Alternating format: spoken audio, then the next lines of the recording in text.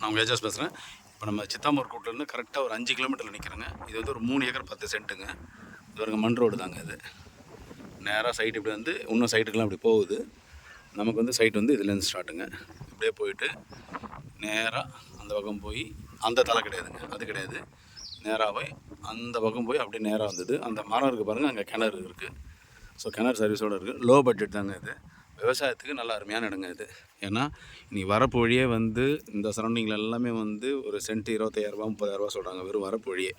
இது வந்து நம்ம ரீசனபிள் ப்ரைஸுக்கு எடுக்கலாம். நம்மளே இங்கே வேணும்னா கூட நீங்கள் வாங்கிட்டிங்கன்னா கூட இங்கே பயிர் வச்சு தருவாங்க.